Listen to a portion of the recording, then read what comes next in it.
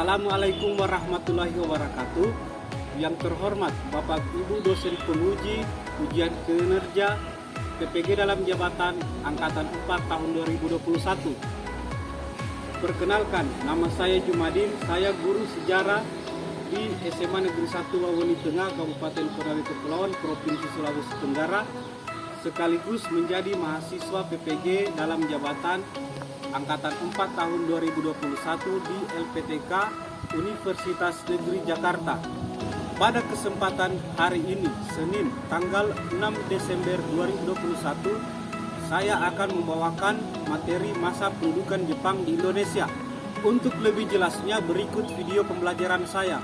Mohon masukan dan dukungan agar video pembelajaran saya kedepannya bisa lebih baik. Wassalamualaikum warahmatullahi wabarakatuh.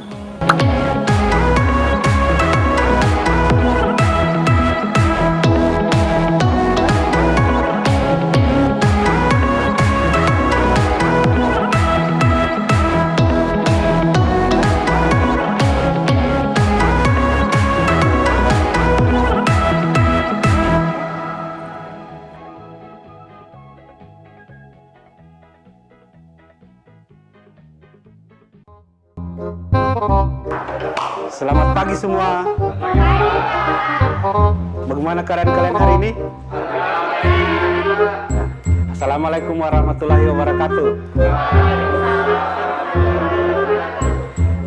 Jadi hari ini kita belajar sejarah, menyambung pelajaran yang minggu lalu. Ya, apakah kalian sudah siap menerima pelajaran hari ini? Nah, tidak ada yang kurang enak badan? Sudah baik semua.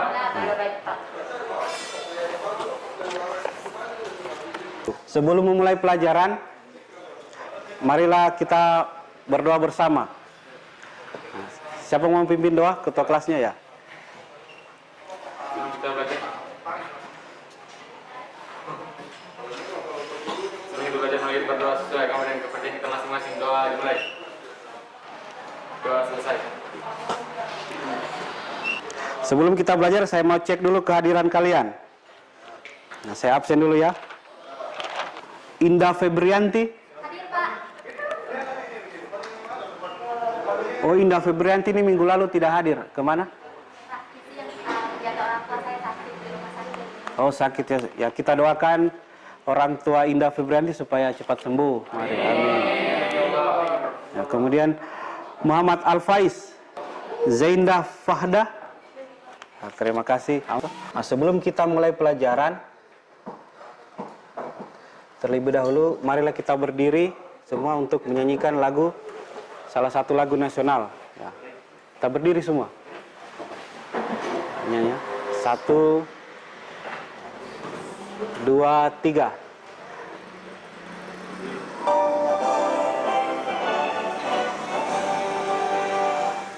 Indonesia, airku, tanah tumpah darahku.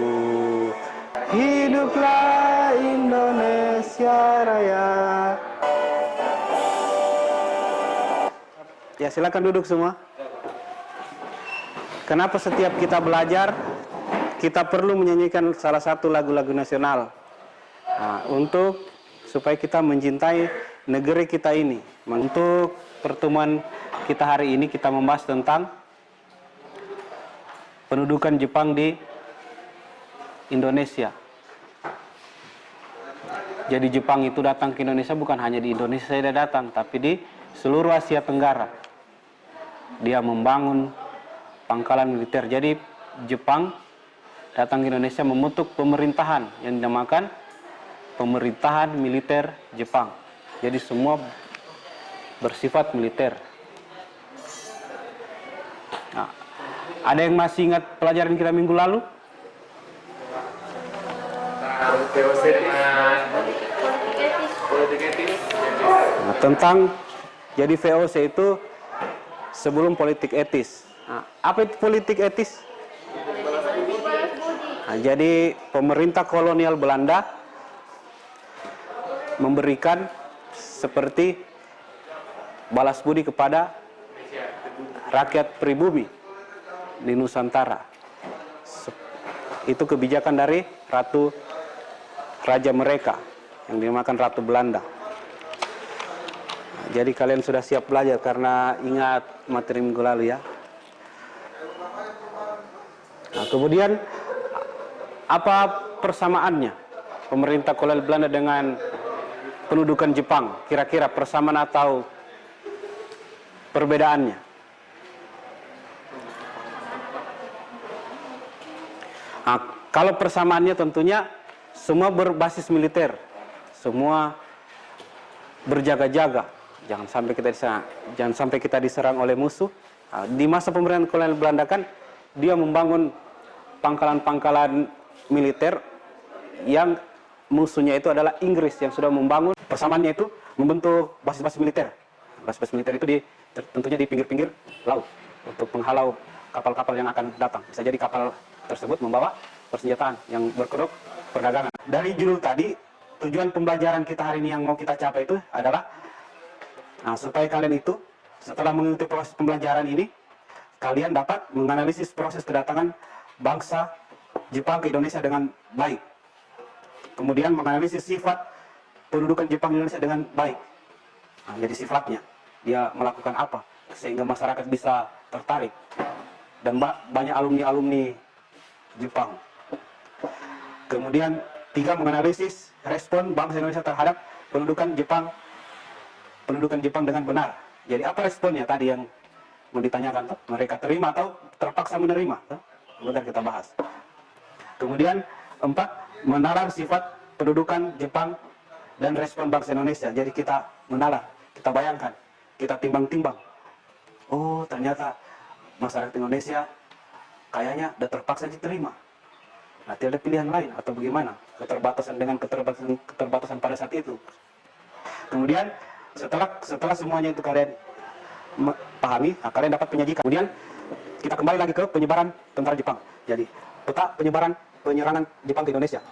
Dengan pecahnya Perang Dunia Kedua, Jepang terjun ke kancah peperangan itu dan terlibat dalam perang di Laut Pasifik. Pada tanggal 8 Desember 1941, peperangan Jepang di Asia Tenggara dan di Laut Pasifik dikenal dengan Perang Asia Timur Raya atau Perang Pasifik. Nah, jadi ini petanya, ini Jepang. Jadi mereka menuju ke selatan, turun ke Filipina, dan menguasai seluruh wilayah kekuasaan, apa tadi? Pemerintahan kolonial Belanda yang ada di Nusantara. Nah, di sini jadi, Gubernur Jenderal Belanda di Jakarta itu menyerah tanpa syarat, lari ke Australia yang terdekat karena mau lari ke Belanda jauh. Jadi mereka lari ke sekutunya, Australia. Karena kalau tidak lari akan ditangkap dan akan dihukum mati. Begitu pula sisa tentara Belanda yang masih tertinggal dipenjarakan dan disiksa. Seperti itu.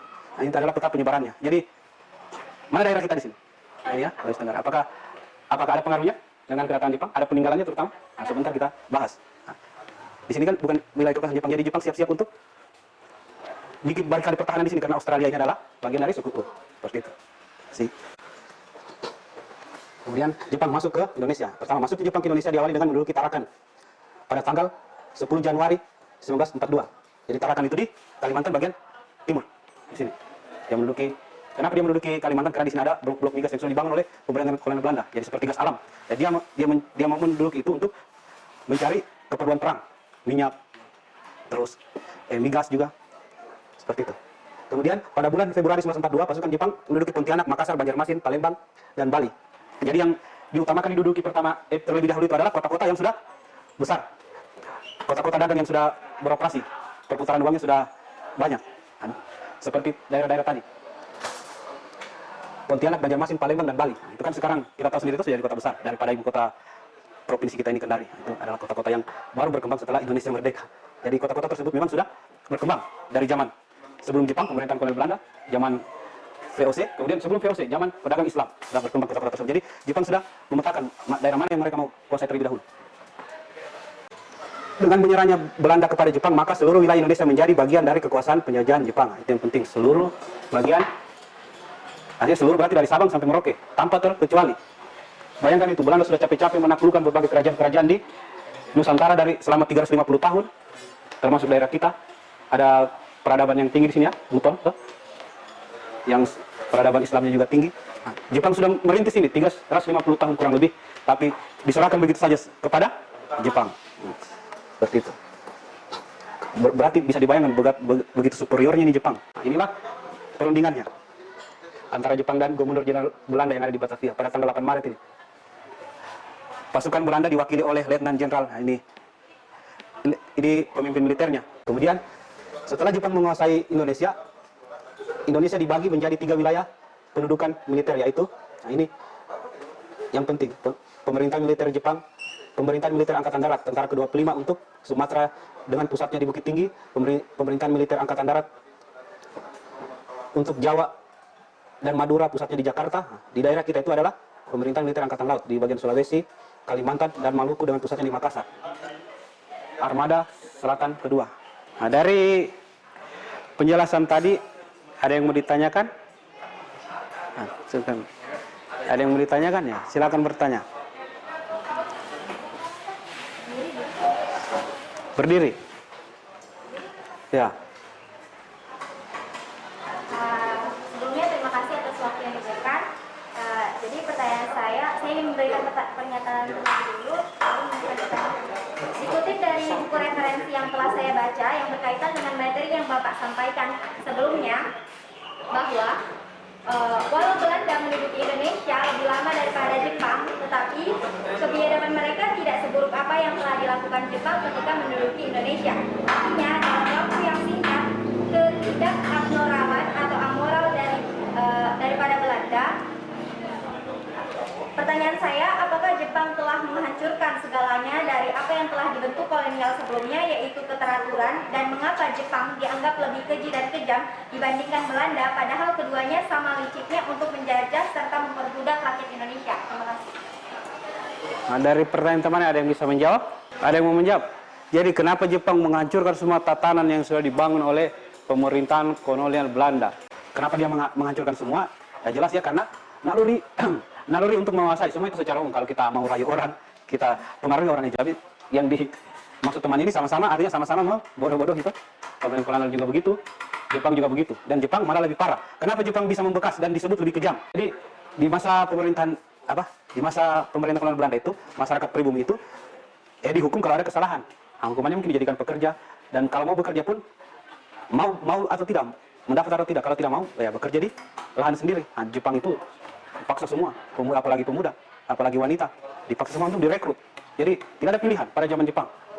Ada cerita orang ikat perutnya dengan baju karena tidak ada makanan untuk mengganjal perut. Jadi itulah sebabnya Jepang disebut lebih kejam. Karena kalau ada yang sakit, lebih baik dibunuh saja daripada bikin habis. Karena dia tidak bekerja juga, tidak produktif juga. Di mana kalian pergi, di situ kalian tanamkan pengaruh. Yang menghalangi, ratakan, singkirkan. Ada lagi pertanyaan? Ya. Rekan. Jika Jepang tidak menjadi Indonesia, apakah sekarang Indonesia dapat menjadi negara yang maju? Ada yang mau menjawab? Ya, coba menjawab, berdiri. Berdiri. Jika Jepang tidak menjadi Indonesia, pertanyaannya apakah Indonesia akan menjadi negara maju? Jawaban saya belum tentu, karena sebelumnya Indonesia telah dijajah oleh Belanda, dan belum tentu pada saat Jepang tidak menjajah Indonesia, Belanda akan melepaskan Indonesia dengan begitu saja. Pasti ada sesuatu yang akan mempertahankan mereka tetap berada di Indonesia. Ya, bagus sekali jawaban temannya. Tidak mungkin semua tatanan yang sudah dibangun selama 350 tahun itu mau dilepas begitu saja. Maksudnya, karena sudah tidak berperi kemanusiaan, ini kalau tidak ada Jepang, kita mengenai itu. Jadi, sudah bisa serahkan sama orang pribumi saja, orang asli sini. Kita pergi dari Indonesia, itu tidak mungkin. Harus ada situasi yang istimewa. Situasi istimewa itu apa? Datangnya kekuatan baru ini, Jepang, ke Indonesia. Akhirnya Belanda secara tanpa syarat menyerahkan seluruh wilayah kekuasaannya dari Sabang sampai Merauke ke Jepang, termasuk daerah kita. Itulah kita lihat bahwa Indonesia sudah bisa melawan kepada tentara Belanda yang sebelumnya tidak bisa. Kenapa bisa melawan? Karena mereka sudah punya pendidikan militer yang diajarkan oleh Jepang. Jepang juga kan posisi meninggalkan Indonesia itu bukan posisi yang positif tapi negatif. Mereka merasa malu. Mereka mau pulang ke negaranya juga malu. Akhirnya senjatanya ditinggalkan di situ. Jadi itulah yang dipakai oleh orang Indonesia untuk melawan kembali Belanda yang mencoba menguasai. Kenapa bisa kalah? Karena ini canggih. Tapi kenapa Belanda tidak bisa menguasai Indonesia pada saat itu? dan Indonesia jadi negara merdeka seperti yang kita rasakan. Kenapa itu? Nah, karena Jepang sudah menyerahkan tadi kekuasaannya kepada Indonesia. Nah, itulah yang menjadi dasar hukumnya.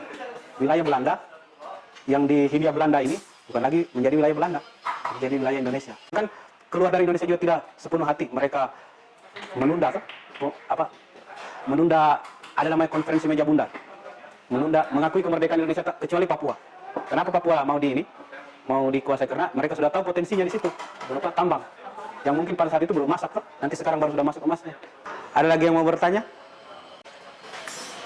Saya, apa yang terjadi jika sekiranya tidak terjadi perang Asia Timur Raya yang mengakibatkan Jepang menyerah kalah pada Sekutu? Jadi maksudnya apa yang terjadi jika seandainya tidak ada bom atom Hiroshima dan Nagasaki? Kan itu menjadi pemicu negara Jepang menyerah kepada Sekutu. Kalau Jepang tidak menyerah kepada Sekutu, apa yang terjadi? Nah, kalau Jepang tidak menyerah kepada Sekutu, Kemungkinan akan melanjutkan penjajahan Jepang, yaitu karena akan secara logika Jepang menyerah kepada Sekutu aja itu karena keterpaksaan, yaitu terjadinya bom di Hiroshima dan Nagasaki. mereka. Otomatis mereka harus menyerah walaupun dengan sangat terpaksa.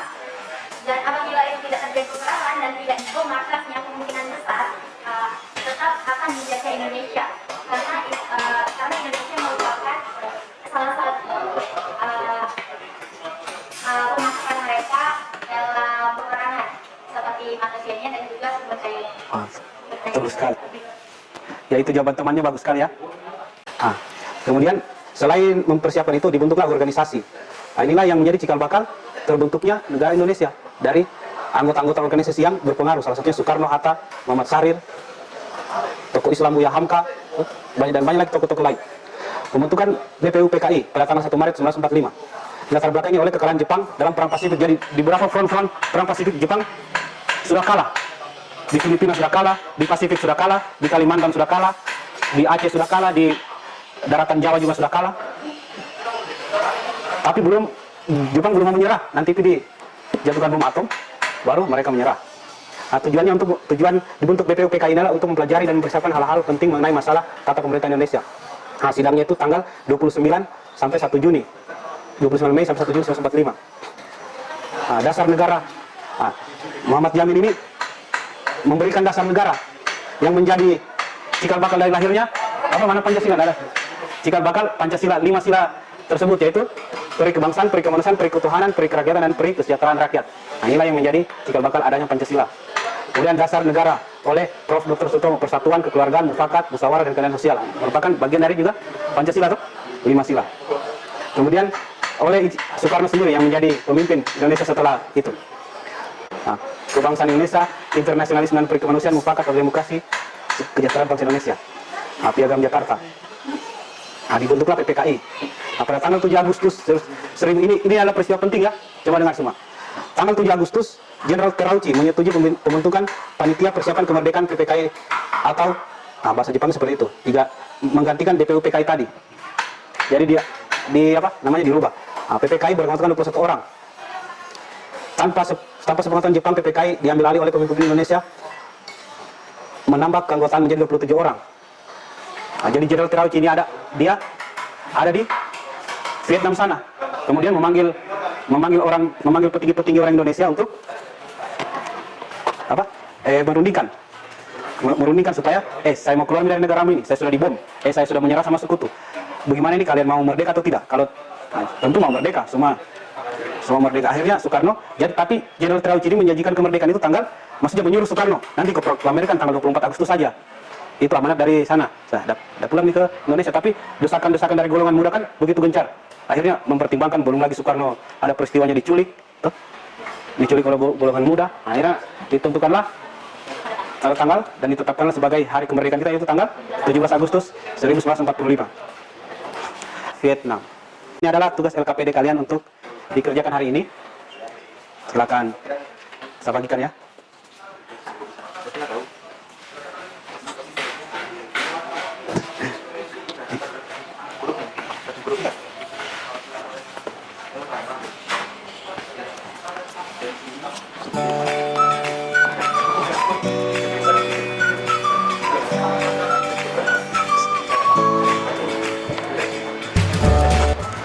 silakan kerjakan tugas LKPD-nya kalian hari ini. Dan kalau ada yang mau ditanyakan,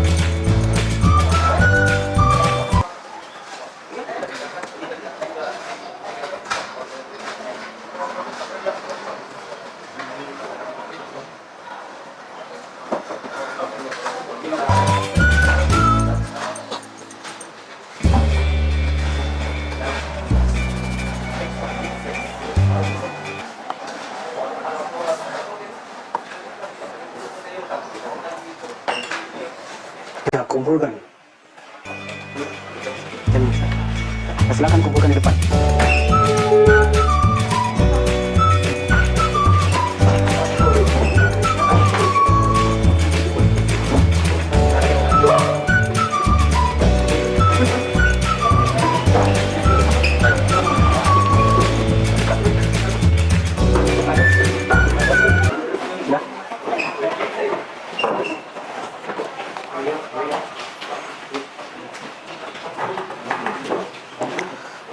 Ya, dari penjelasan saya tadi, diskusi kalian dan tugas dari LKPD-nya untuk materi kita hari ini, ada yang mau bisa menyimpulkan pembelajaran kita hari ini? Siapa yang bisa simpulkan?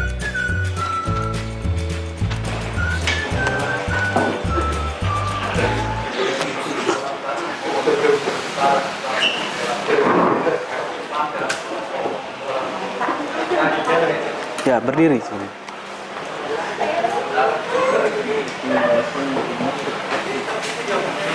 Cara. Jadi temannya ini mau menyimpulkan. Nah, silakan. Pak Guru, Pak Guru, ininya misalnya saya ulangi daripada tujuan, boleh? Iya, silakan menurutmu saja. Sekeras suaranya didengar sama temannya. Baiklah, kesimpulan daripada pembelajaran hari ini yaitu kami mendapatkan ilmu, yaitu dapat menganalisis kedatangan dan sifat Jepang serta respon bangsa Indonesia terhadap penjajah Jepang, dan juga dapat menyajikan kembali dalam bentuk cerita daripada hasil materi yang telah disampaikan. Ya Pak. Ya, terima kasih. Ada lagi yang bisa menyimpulkan teman yang lain?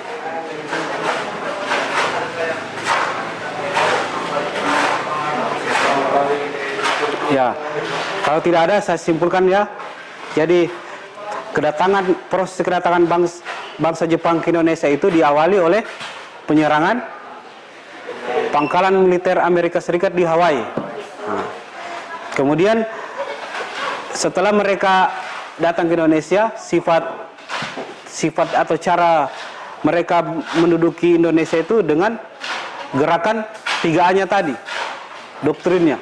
Jepang Cahaya Asia, Jepang Pelindung Asia, dan Jepang Pemimpin Asia, sehingga orang Indonesia tertarik. Kemudian apa respon bangsa Indonesia terhadap pendudukan Jepang?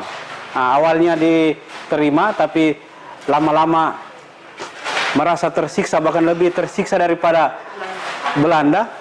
Lama-lama melakukan perlawanan.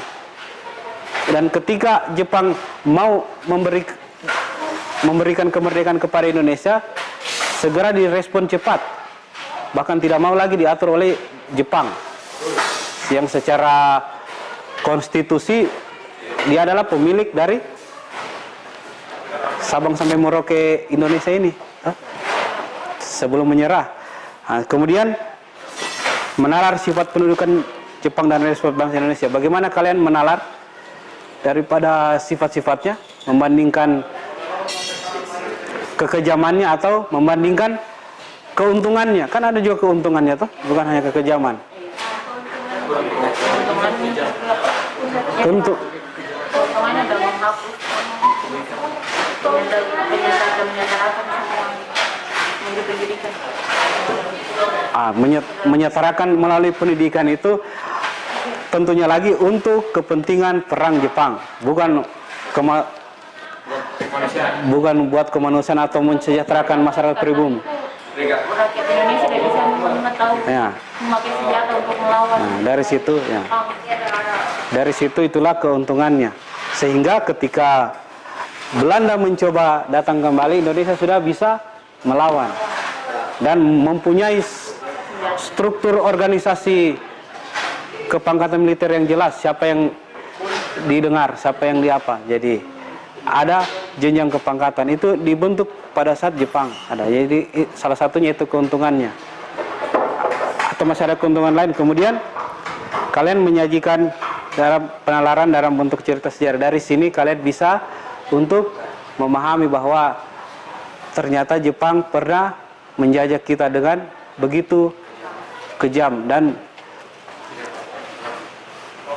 kalau kita berandai-andai kalau tidak ada Jepang ke Indonesia, mungkin kita bisa merdeka tahun 45 itu.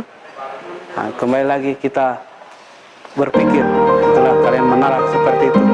Ya, jadi demikianlah pembelajaran kita hari ini. Kita akhiri dengan ucapan hamdalah, alhamdulillahirabbil alamin. Assalamualaikum warahmatullahi wabarakatuh.